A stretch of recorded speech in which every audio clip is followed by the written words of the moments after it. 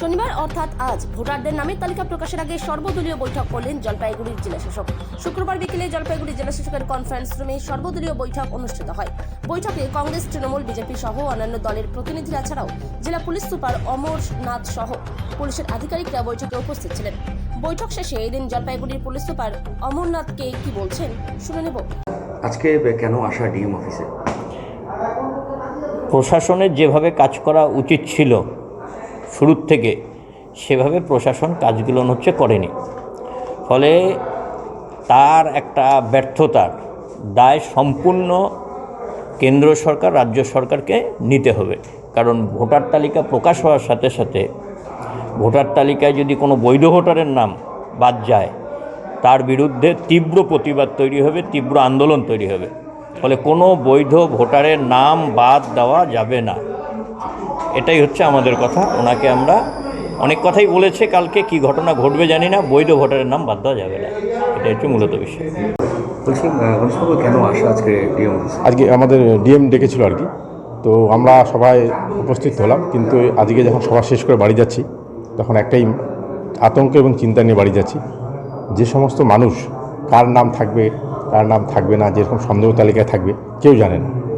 যেহেতু সুপ্রিম কোর্টের বিচারাধীন, তো ম্যাডামও বললেন যে একটু আস্থা রাখতে হবে, বিশ্বাস রাখতে হবে এবং মানুষকে একটু ধৈর্য ক্ষমতা ধরে রাখতে হবে। তো আশা করছি সকলে যাতে থাকে।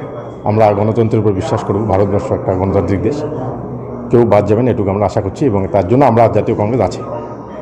আজকে অল পার্টি মিটিং হলো, কি মেসেজ দিলেন?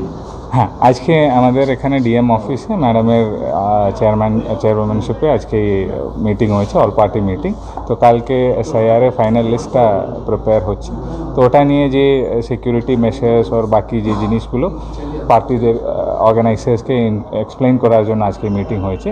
আর পুলিশের তরফ থেকে আমরা পুরো প্রস্তুত রয়েছে, মানে পুলিশকে এক্সট্রা ডিপ্লয়মেন্ট করা হয়েছে। আমরা আশা করি কালকে বিকেলে আর পরশু মধ্যে আমাদের কেন্দ্রীয় বাহিনীগুলো চলে আসছে, তো ওদেরও সাপোর্ট আমরা পাবো। তো আপাতত আমরা একটা পিসফুল রিলিজ অফ লিস্ট আমরা এক্সপেক্ট করছেন। যে কোনো সমস্যাতে আপনারা নিশ্চয়ই পুলিশের কাছে আসবেন, যে কোনো সমস্যা আমরা সর্ট আউট করবো। নিশ্চয়ই আপনারা আননেসেসারি প্যানিক হবে না, যারা মেবি লিস্টে থাকবে না। তো আমরা নিশ্চয়ই ওর জন্য और एक মাস এই যে জুডিশিয়াল অ্যাডজুডিকেশন চলবে, এটা ফাইনাল নেই। আর যারা প্রবলেম কনসার্ন আছে ওদের জন্য আর প্রসেস আছে। তো আমরা আশা করি কালকে পরশু আমাদেরকে একটা পিসফুল রিলিজ পাবো। স্যার, কত কোম্পানি সিএপি পাচ্ছি আমরা 7 কোম্পানি সিএপি আপাতত পাচ্ছি। কালকে বিকেলে আর পরশু মধ্যে আমরা এক্সপেক্ট করে পুরোটা ইন্ডাক্ট করতে পারবো। থাকার কোনো ব্যবস্থা করবো? হ্যাঁ, ওই সব হয়ে গেছে। আমরা 7টা থানা ফিক্স আপ করা হয়েছে, ওখানে থাকবো। Thank you.